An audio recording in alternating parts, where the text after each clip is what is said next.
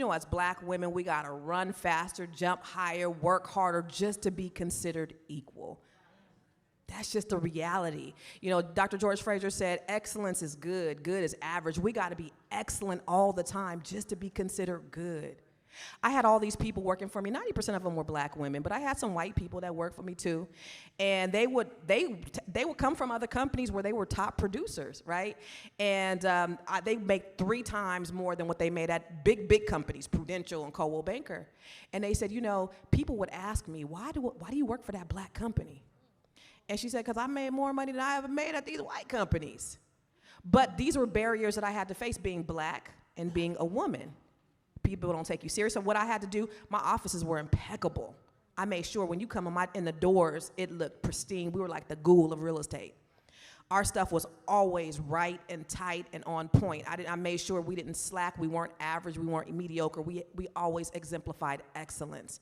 And I think that's what we should do as black businesses as well anyway, right? Because just like Dr. Fraser said, we ain't running no businesses. When I teach people, I don't teach them to run no businesses. We run businesses. We got to do better than everybody else. That sounds tiring. That sounds like exhausting.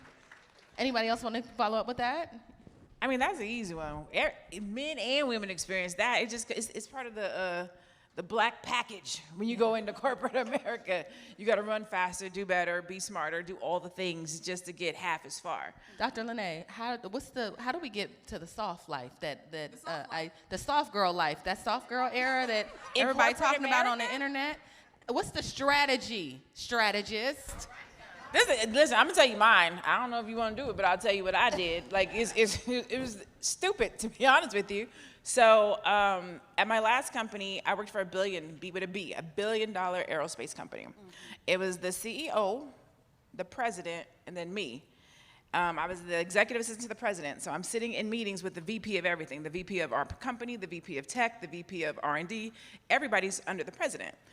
And so whenever I would have to go and speak, I would do things like wear my glasses, pull my hair back, so I could be taken seriously. I would do things like wear pants that day and a button-up shirt, real polished, if you will.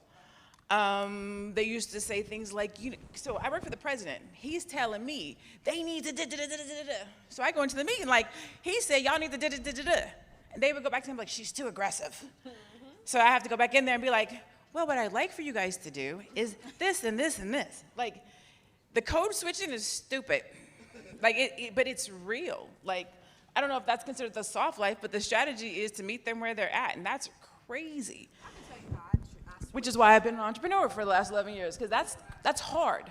That's the answer, become an entrepreneur. Well, no, because I'm an entrepreneur. I started off working very hard, but I had to say, in this iteration of my life, what am I going to do? So you got to automate, eliminate, and you have to duplicate yourself. So I don't work hard no more. My motto is no longer nobody works harder than Constance Carter. It's nobody works smarter. So I don't have to do everything. Like, I was really dope at marketing.